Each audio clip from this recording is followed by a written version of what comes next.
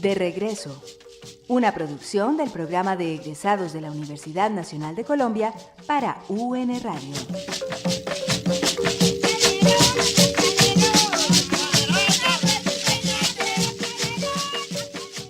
Muy buenas noches, bienvenido una vez más a De Regreso, el programa radial del programa de egresados de la Universidad Nacional de Colombia, sede Medellín. Hoy nos acompaña Alejandro Posada Montoya, ingeniero mecánico de nuestra universidad. Alejandro, bienvenido. Muchas gracias, Norberto. Alejandro, comencemos hablando un poco de qué hace un ingeniero mecánico. Bueno, un ingeniero mecánico es el encargado de diseñar dispositivos, máquinas, herramientas, vehículos. Es la persona que hace pues todos los cálculos estructurales de estos vehículos, hace todo el diseño dinámico, que estas estructuras soporten las cargas a las que están sometidas, soporten también la transferencia de calor, la termodinámica. También hace las redes en las empresas, por ejemplo las redes de aire acondicionado, las redes de fluido neumático. El ingeniero mecánico es muy versátil, tiene un gran amplio rango de acción, ¿cierto? Se puede desenvolver en muchas áreas de las ingenierías, toda la parte estructural, de diseño, del mantenimiento de estos vehículos o de estas plantas. Alejandro, ¿qué te lleva a estudiar ingeniería mecánica?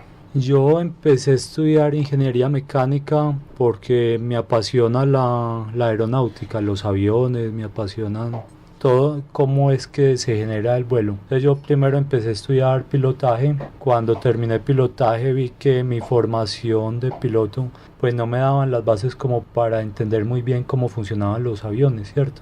Aparte de eso había una escasez de trabajos en aviación, en una época muy mala, ACES se quebró, las empresas no estaban contratando, entonces vi la oportunidad de seguir estudiando ingeniería mecánica, que no es aeronáutica, pero es una rama, la aeronáutica es una rama de la mecánica y la mecánica me permitía entender cómo es que vuelan los aviones, cómo funcionan todos los sistemas del avión. Entonces es un complemento muy grande a mi formación de piloto.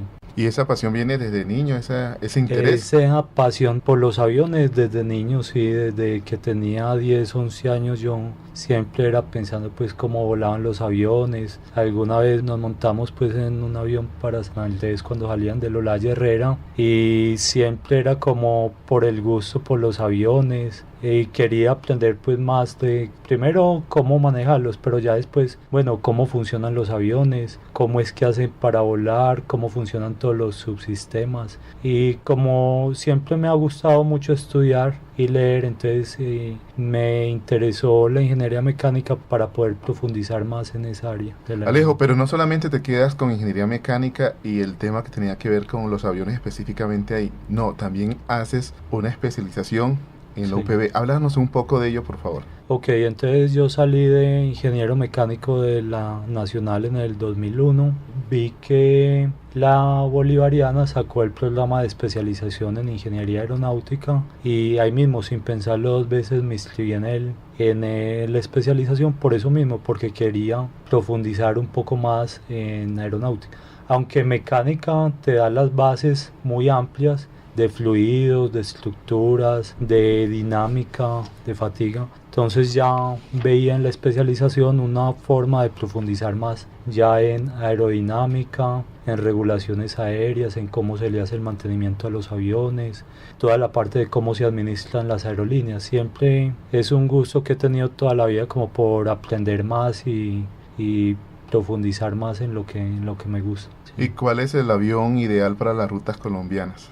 El avión ideal para las rutas colombianas, que fue pues la tesis de la especialización, yo vi que después de hacer pues un estudio no solo de punto de vista técnico, sino también del factor de ocupación de los aviones, vi que el avión ideal es un avión turbohélice de 70 a 100 pasajeros. Lo que pasa es que en Colombia hace como 20 años llegó la moda de que para volar a Bogotá o para volar en los destinos nacionales se necesitaba, la gente quería ir a volar jet, ¿cierto? Pero el avión jet es muy costoso de operar y aparte de eso necesita unas pistas más largas necesita un mayor tiempo para ascender al nivel del crucero. Por eso es que vemos que cuando volamos Medellín-Bogotá, el avión sube a 22.000 pies y ahí mismo inicia descenso, ¿cierto? El jet, mientras subimos de 7.000 pies que está Rioneldo a 22.000 pies, llegamos y ahí mismo el piloto ya está diciendo ablóchense los cinturones que ya vamos a iniciar el descenso, ¿cierto? Son rutas tan pequeñas que no ameritan un avión jet, pero la comodidad, pues el jet no tiene tanto ruido como un avión turbohélice. Y la gente tiene también en su imaginario que un avión de hélice es un avión obsoleto o que es un avión que de pronto se va a caer o algo, ¿cierto? Pero están fuera pues de la realidad. Hablemos de esos dos temas, Alejandro. Claro. Hay una parte, me incluyo dentro de esas personas entonces, Claro. que cree que el avión de turbohélice es un avión obsoleto, al menos con los avances que se han tenido. Ese sería un tema. Pero también el tema en el que hablas, a mi parecer, o lo que yo tenía entendido, era de que las rutas, o mejor dicho, los niveles, la altura en los cuales vuelan el avión dependía de las rutas en que se iban a dirigir. Pero por lo que veo, o por lo que nos acaba de mencionar, depende del tipo del avión. El nivel de vuelo del crucero pues depende tanto del avión como del destino. Idealmente los aviones jet son más eficientes por encima de 30.000 pies, pero como la ruta Medellín-Bogotá es tan corta, 28 minutos, ¿cierto? Los aviones no podrían subir a 32.000 pies y descender porque pues no les daría el tiempo, ¿cierto? Los aviones turbohélices son más eficientes porque la hélice genera mayor propulsión, es más eficiente a bajas velocidades y aparte de eso permite ascender más rápido, ¿cierto? Entonces nos permite también despegar de pistas más cortas. Entonces por eso es que los turbohélices se utilizan mucho en el Olaya Herrera o volar a Chocó o volar a Córdoba. Son rutas más pequeñas que no hay un tráfico tan alto y de pronto las pistas a las cuales van esos aviones no son pistas muy buenas, ¿cierto? Son más bien cortas y un avión jet operando en esas condiciones podría tener problemas de ingestión de los motores por partículas, por piedritas o por partículas que hay en la pista que dañarían los motores. Pero eso significa entonces que los aviones de turbohélice todavía se fabrican entonces. Todavía se fabrican y son muy eficientes. Hay muchas empresas, Bombardier es una empresa canadiense que fabrica una nueva serie de aviones turbohélice que son extremadamente silenciosos. Y nosotros en el país, ¿cómo estamos en cuanto al tema industrial? Industrial de fabricación de aviones, estamos en pañales, yo diría. Se ha hecho cosas, pero no se ha avanzado, porque lo que se ha hecho es porque hay inversionistas privados, personas amantes de la aviación, que han sacado su dinero privado y se ha puesto a hacer pequeños aviones, avionetas de 1 o 2 pasajeros. Lo que pasa es que aquí no ha habido el apoyo que ha tenido, por ejemplo, Brasil. Mientras en los 60 en Colombia se ensamblaba Piper y Cessna, que son aviones monomotores pequeños. En los 60 en Brasil solo se ensamblaba, creo que era Piper, ¿cierto? Pero Brasil lo que tuvo es que el gobierno brasileño apoyó mucho la industria aeronáutica y por eso es que Embraer en este momento, que es la empresa fabricante de aviones brasileros, en este momento es la tercera a nivel mundial, después de Airbus y Boeing. Yo creo que ya desplazó a Bombardier. Ya Bombardier es la cuarta y Embraer es la tercera. Y Colombia, en cambio, se quedó rezagada porque no tuvo ese apoyo del gobierno, no tuvo ese apoyo para seguir fabricando aviones. Cuando estuve trabajando con Bolivariana, tuvimos un proyecto que fue el diseño y construcción de un avión para el entrenamiento de pilotos de Fuerza Aérea. ¿Cierto? Nosotros hicimos pues el diseño conceptual, lo llevamos a Fuerza Aérea para que ellos lo evaluaran y nos dijeran, pero no hubo ese apoyo, no hubo como ellos querían algo que estuviera listo para allá, como todo pues en Colombia, ¿cierto? En Colombia nosotros dejamos las decisiones, no planeamos a largo tiempo, ¿cierto? Nosotros tomamos las decisiones de un día para otro. Mañana me voy para Cartagena, ¿cierto? Y no se planea, mientras que una de mis experiencias de haber estado en Estados Unidos es que ellos planean a 6 meses o un año, ¿cierto? Usted le puede preguntar a un gringo dónde van a ser tus vacaciones de diciembre y él ya la sabe. Ya tiene el hotel, ya compró el pasaje ya tiene todo, ya reservó el carro y todo.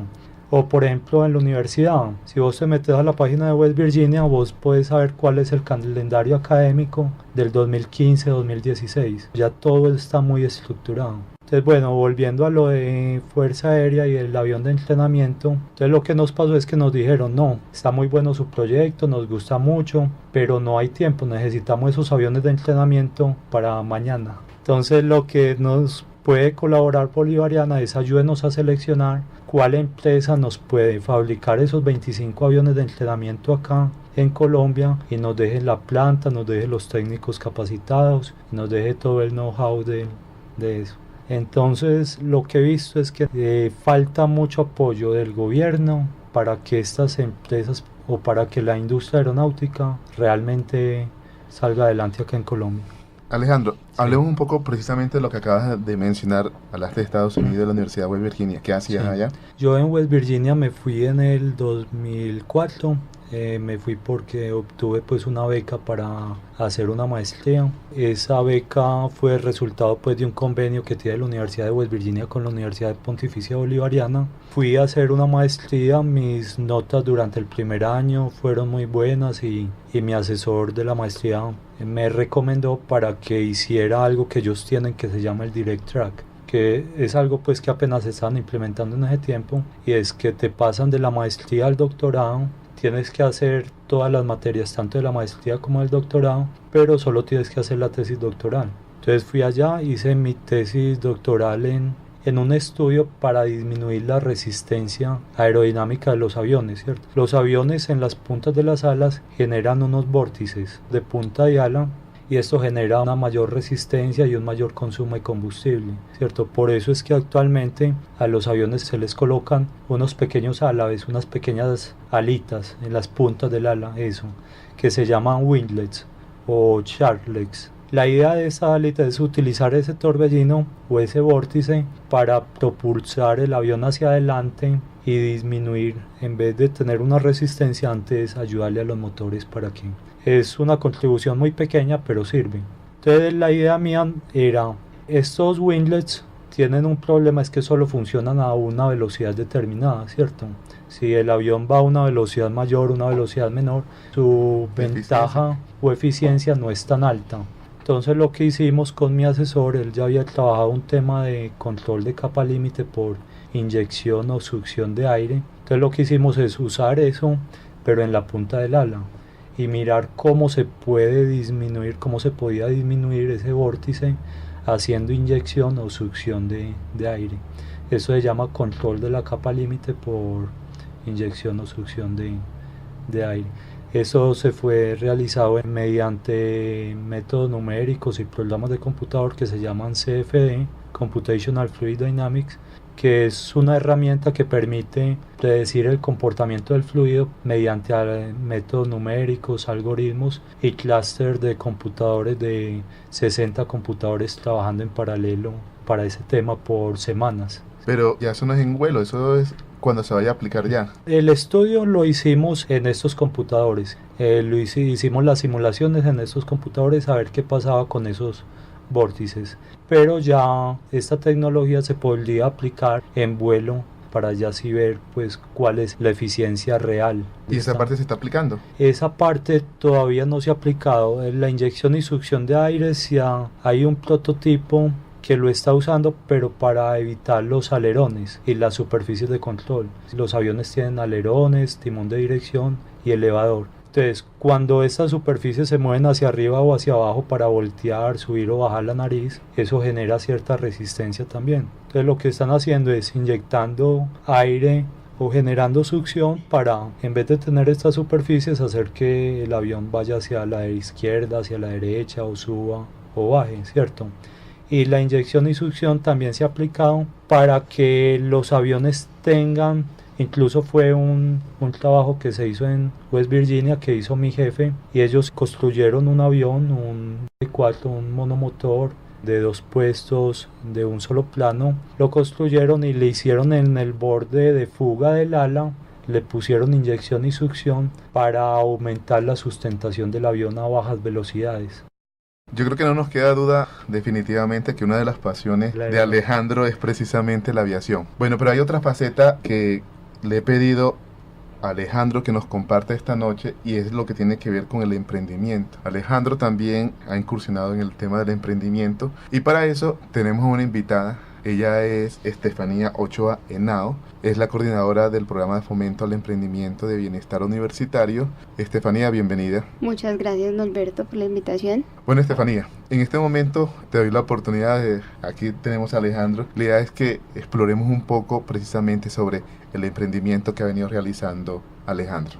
Bueno, Alejandro, cuéntanos tú por qué decidiste emprender. Bueno, la idea de emprender surgió desde Estados Unidos. Yo siempre he tenido como la goma por generar industria o por hacer negocios. Incluso cuando estaba en la universidad ensamblaba computadores y a los compañeros o a los familiares de ellos. Entonces cuando estaba en Estados Unidos, ya estaba como cansado de que me estaba desviando mucho de la parte aeronáutica y quería regresar al país, no solo por razones personales, familiares, sino también porque quería devolverle algo al país, ¿cierto? Devolverle algo al país y aplicar todo ese conocimiento que tengo en aeronáutica y toda esa experiencia que he tenido fuera del país, generando empleo en Colombia y generando industrias que sean innovadoras. Entonces, durante mi estadía en Estados Unidos estuve en muchas ferias de aviación. Una que me impactó mucho fue la de Oshkosh, que es la de Experimental Aircraft Association, la asociación de aviación experimental, y allí pude ver unos aviones eléctricos de 1 a 2 personas. Me levantaba a las 3, 4 de la mañana pensando, bueno, yo quiero hacer esto, yo quiero montar una industria, volver a la aeronáutica, montar una industria en aeronáutica de aviones eléctricos que cuidan el medio ambiente, que evaden pues la escasez de recursos que tenemos con el petróleo, ¿cierto? Con toda esa dependencia que tenemos a los combustibles fósiles y ayudan al cambio climático. Entonces me regresé a Colombia con la idea de montar una empresa de aviones eléctricos para 2 pasajeros. Junto con unos compañeros de Bolivariana le presentamos la idea a empresas públicas. Ellos nos dijeron pues bueno que teníamos que tener un prototipo, pero la idea del prototipo pues es muy costosa, necesitaríamos una inversión como de 100 o 200 millones de pesos. Entonces la idea mía fue, bueno, ya que no puedo empezar con los aviones, empecemos haciendo vehículos eléctricos, pero entonces empecemos de abajo. Entonces lo que se me ocurrió es una idea de convertir motos de gasolina a eléctricas. La ventaja de este proyecto, a diferencia de que ya hay empresas en Colombia y en Medellín que importan motocicletas eléctricas de China, la diferencia es que, bueno, estamos generando empleo técnico, ¿cierto? De gente técnica que va a hacer las conversiones y no solo de vendedores o importadores, ¿cierto? La otra ventaja es que estamos reusando la moto en sí. Últimamente pues he estado leyendo mucho del cuidado del medio ambiente, del desarrollo sostenible, de economía, y me he dado cuenta que uno de los problemas que vamos a tener a futuro es que vamos a ser mucha gente demandando muchos recursos naturales, agua, combustibles fósiles, minerales. Entonces mi idea es cómo con lo que hay actual, ¿cierto? Con las motos que hay, no tener que esas motos chatarrizarlas y fundirlas o tirarlas a un relleno sanitario, sino aprovechar el chasis, aprovechar las llantas, los rines, quitarle de pronto lo que no es tan eficiente, el motor de gasolina que solo me da un 25% de eficiencia, ponerle un motor eléctrico que me da el 90% de eficiencia y convertirla en una moto que va a cuidar el medio ambiente, que no va a estar sometida como al vaivén no vaivén, más bien subida continua del precio de la gasolina, no va a depender de los combustibles fósiles, que ya nos dijo el ministro de Hacienda que solo tenemos en Colombia reservas de petróleo por 6 años, 6.6 años, entonces vamos a tener una moto más eficiente, ecológica, que genera empleo local. Con esta idea de las motos eléctricas concursaste en el 2003 en Capital Semilla para Medellín. ¿Cómo fue tu experiencia? ¿Qué puertas se abrieron después de esto? Fue muy buena, mi experiencia con Capital Semilla fue excelente porque aprendí mucho de de cómo se deben hacer los emprendimientos. Anteriormente los emprendimientos nos decían, bueno, es que tenés que tener todo el plan de negocio, entonces tenés que gastarte un año haciendo un plan de negocios que se basa en hipótesis, ¿cierto? Entonces todos son supuestos, vamos a suponer que vamos a vender 5 millones mensuales y vamos a suponer que nuestro cliente promedio es este y que nuestra plaza es Medellín, ¿cierto? En cambio aquí me enseñaron una técnica nueva que se llama Lean Startup, ¿cierto? Que es llegar rápidamente al mercado, ¿cierto? Es llegar con un prototipo que no va a ser el más bonito, pero llegar con un prototipo y empezar a validarlo con la gente. Y fue también muy duro desde el punto de vista personal, pues el hecho de tener que salir a la calle y decirle, bueno, usted compraría una moto eléctrica, ¿cierto? O pararte o ir a los centros comerciales, a los parqueaderos y decirle a la gente, bueno, lléneme esta encuesta o hágame eso. Incluso me sacaron de centros comerciales que tenía que ir a pedirle autorización al administrador, y también es algo muy duro para el ego de uno, pues uno decir, bueno, ya tengo doctorado, yo trabajé en West Virginia, y de pronto al ir a la calle a decirle a la gente, vea, ¿usted qué opina de esto? Pues es algo que lo mueve a uno mucho, pero fue una experiencia muy chévere. Se la recomiendo a todo el mundo que monte su propia empresa, que aproveche estas oportunidades de Capital Semilla, no solo por el premio, ¿cierto? Porque el premio pues es importante, pero más por lo que uno aprende, ¿cierto? Por lo que uno aprende y el acompañamiento posterior con las asesorías legales, financieras, contables. ¿Cuál es tu percepción sobre el emprendimiento en la ciudad y en la institución, especialmente aquí en la sede de Medellín?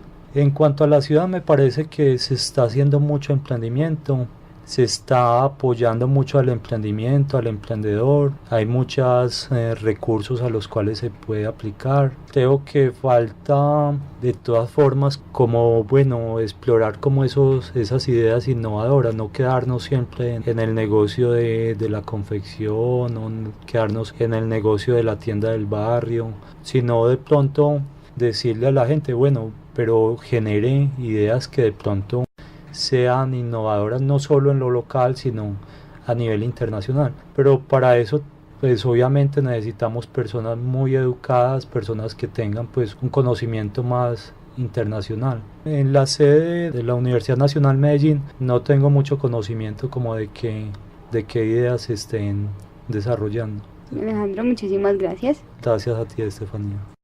Bueno, Estefanía, igualmente gracias. Alejandro y oyentes, yo quiero que hablemos de otra faceta de Alejandro. Sí. Alejandro incursionó en política. Me gustaría que nos contara qué te llevó a hacerlo. Muchas cosas, Norberto. Como te dije anteriormente, últimamente he leído pues mucho de economía, de desarrollo sostenible, y me tocó en Estados Unidos la crisis del 2007-2008, ¿cierto? Y me llevó a estudiar pues, como te digo, siempre me ha interesado como profundizar más, entender por qué pasan las cosas, y me llevó a leer muchos libros de economía de por qué pasó la recesión, cómo fue que la abordaron el presidente Obama y en todas partes. Entonces eso me llevó a cuestionarme mucho cómo en Colombia y en otras partes del mundo se toman las decisiones. Nuestros gobernantes, ¿qué clase de decisiones están tomando? ¿Están tomando decisiones para el bienestar común o para unos intereses particulares? Y lo que he visto y lo que mucha gente pues sabe es que los gobernantes y los legisladores gobiernan o legislan para unos pocos, ¿cierto? Y se enriquecen en eso. Entonces hace como un año me llegó una invitación del Partido del Tomate, ¿cierto? Un montón de muchachos que querían hacer un movimiento político nuevo y lanzar una lista al Senado, ¿cierto? Entonces estuvimos en reuniones, recogimos 50.000 firmas que se requerían para la lista al Senado.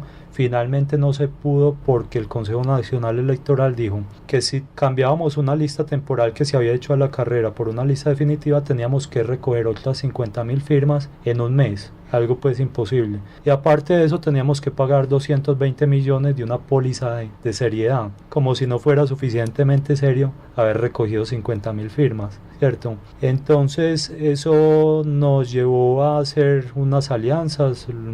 Luego me participé por el partido Alianza Verde, pero básicamente me llevó a incursionar en la política es porque veo que las políticas que hay en Colombia son completamente perversas hacia los ciudadanos, ¿cierto? Tenemos un sistema de salud malísimo, ¿cierto? En el cual se hacen ricos los dueños de las EPS, ¿cierto?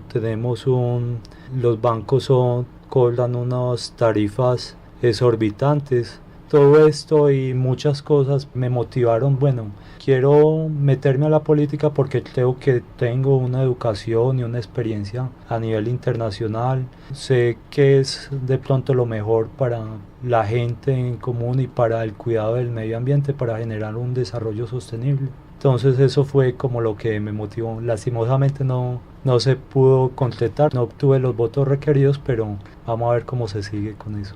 Alejandro, infortunadamente hemos llegado ya al final del programa. Sí. Muchas gracias por acompañarnos el día de hoy. Muchas gracias a vos, Norberto. Muchas gracias por esta invitación y cuando quieras por aquí estaré. Gracias. Muy amable. Estimados oyentes, hemos llegado al final del programa. Estuvimos con ustedes, Estefanía Ochoa Henao, del programa de fomento al emprendimiento de bienestar universitario, Jorge Iván Benjumea en la parte técnica y quien les habla, Norberto Terraza Márquez. Hasta una nueva oportunidad y muchas gracias por estar con nosotros hoy.